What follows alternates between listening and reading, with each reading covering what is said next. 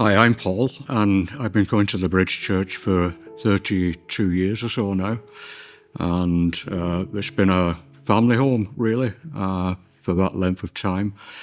And I just want to share a little of my background and just what Christ really means to me and my family. I'm from a difficult background. I was brought up in a home where love was non-existent and where I was abused sexually and physically by my own father, and was beaten senseless almost every day, and spent lots of times visiting hospitals, having lacerations sutured and broken arms put into casts and so on.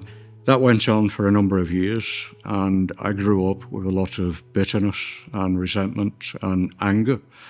And as I got older, if people talked about God to me, I'd rather hit them than talk to them about it, because I always said, if God was real, why did I suffer what I went through as a child? Because no child should suffer that. But it's only when I got older and started using alcohol as a crutch to block out the pain and the memories of the past. And through my drinking and through work indoors, I got involved with some rather unsavoury characters, and down through the years have done a lot of damage to a lot of people and hurt people who didn't deserve to be hurt, really. But also hurt my family. My wife Lynn had to put up with a heck of a lot from me. Not the physical abuse, because I've never done that, but mental abuse. And I neglected my family, really, which was nobody's fault other than mine. I was expelled from school at the age of 11 because I caned the headmaster, and I'd been caught playing truant with a couple of other guys and frog marched back and refused to have the cane. But then the truant officer grabbed my wrist and held my hand out, so I left it there. And when the cane came down, I snatched it, snapped it in half, and hit the headmaster across the face with it. And I was expelled. I don't know why, but I was expelled. And if I'm honest, that's probably the first time I ever praised God, even though I didn't have that relationship with God, that I was expelled and didn't have to go to school again. But I ended up being put in an approved school where I was for 4 years. And that was a pretty brutal regime and a lot of abuse in that place. And I just continued to become angry and resent people in a position of authority, and would do anything and not to do what people instructed me to do.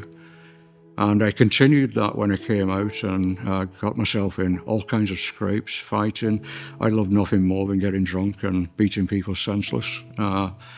But, you know, it reached a point where I met Lynn and married Lynn, and I still use drink as an excuse to justify my behaviour, and still use the past to justify my drinking. And, you know, hurt Lynn in a lot of times, just through the mental abuse which I heaped upon her, and the uncertainty and instability that I created in the family home. When I was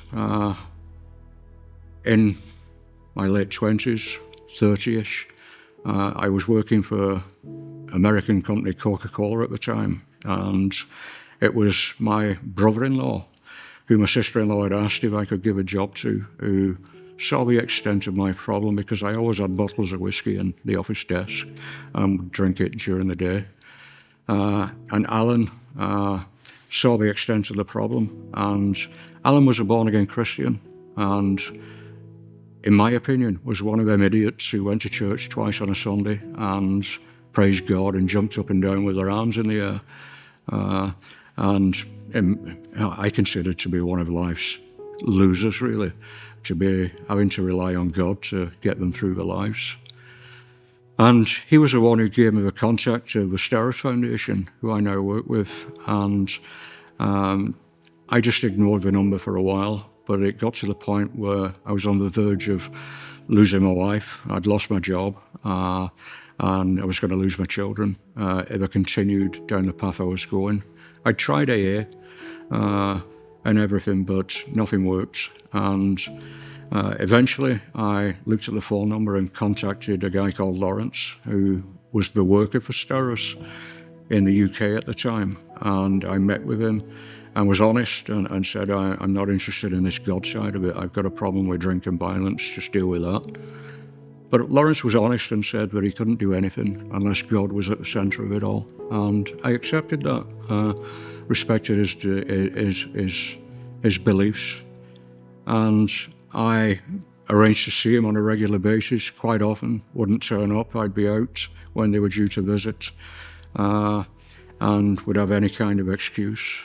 But it was one day when I'd been out drinking and got home in a state again, and Lynn was mad at me, and we argued, and I stormed out of the house and jumped in my car, and unfortunately, I felt at the time the police were coming down the main road at the same time and saw his car come out and put the blue lights on, and I took him on a chase around the streets of Falmouth, and eventually it did pull up outside my own house, and all these police officers came with truncheons drawn and dragged me out of the car and put me in the back of a van. And I remember Lynn saying that he needs help, not a beating. And I think the response from one of the officers was, "You've been watching too much Starsky and Hutch. We don't do them kind of things." But they did. They beat me senseless in the back of a van and then at the station. And I was released and charged with drink driving. I was 5 times the legal limit, and I lost my licence, which at the time was like having your legs cut off. But in the end, it turned out to be a good thing, because I arranged to meet with Lawrence one day, and I knew that I needed to do something seriously about my drinking and my behaviour. And I told him I needed to know more of this God that he said could turn my life around. And we spoke at length, and then I made the decision that I was going to accept Christ into my life. And on that day, the 7th of February 1992, I got down on my knees and I just said a simple prayer because I didn't know how to pray. And I just asked that the Lord would come into my life and deliver me from my addictions and deliver me from the violence and the lifestyle that I led. And when I did that, it felt as though a weight had been lifted off my shoulders. And from that moment on, I've never looked back. I went home that day and told Lynn that I'd become a born-again Christian and I had a Bible and I was going to be reading the Bible and going to church. And she sort of laughed and said, "I'll believe it when I see it." But 5 months after I became a Christian, Lynn became a Christian. And then both our children at the age of 7 became Christians. And, you know, we've been blessed that God has kept us. Because I stepped out in faith to work for God in the ministry of Stirrers, and I've been doing the work now for 30 years, and it's been a great blessing to be able to serve God. It's been difficult at times, and there's been times of doubt and uncertainty, but I know that if I hadn't have made the decision to become a believer and give my life over to Christ, I'd have been dead many years ago. Somebody would have killed me, or I would have been in prison because I'd have probably killed somebody else. And we've never looked back. We've had difficult times. I suffered a breakdown around 20 years ago, and Lynn says I lost the plot, and I just wasn't right with God, and was very suicidal, drove about all the time thinking about swinging my car into a bridge parapet or going on the motorway bridge and considering throwing myself over. And even at times sitting in the pitch black at Saddleworth Moors, walking out into the middle of a moor, sitting down and just asking God to let me die. But thankfully, that didn't happen. And God, once again, became the most important person in my life. I began to recover from a breakdown and began to get myself right with God again. And again, since then, I've never looked back. We've gone through illness in the family. We've gone through deaths in the family. Lynn herself has gone through illness, and it was a difficult time for us, an uncertain time. But God has kept us, and God has brought us through all things. And,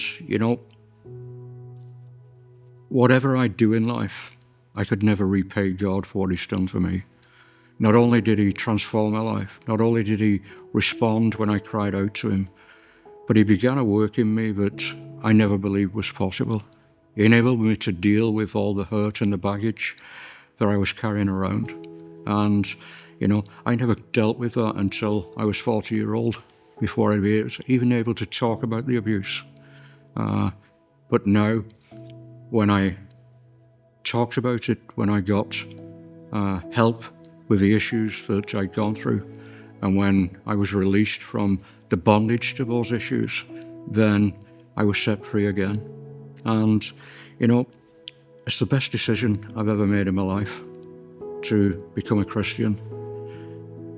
It's not anybody who's soft or a wimp who's a Christian, because I work in the prisons with murderers, with sex offenders, with organised crime, criminals, and all kinds of other prisoners who've done some pretty horrific things. And I've been privileged down through the years to see many people become a believer and be set free. Some of the prisoners I'm working with, I'll continue to work with upon release. Some of those I did work with in prison and were released, I'm still working with, and they're still going on well with God.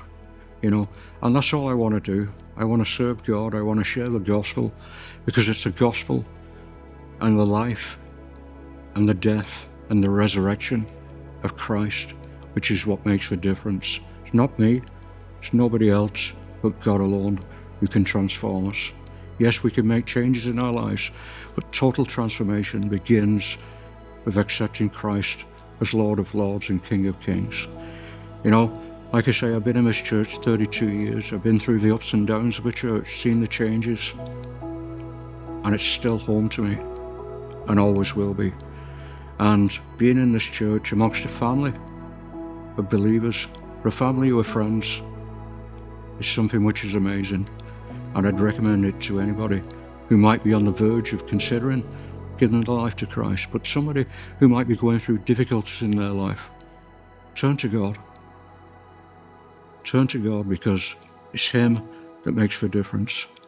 There are people who will reach out and help you, but we can't do it without God, because God is the one who begins to change us from the inside out and enables us to become the person he designed us to be.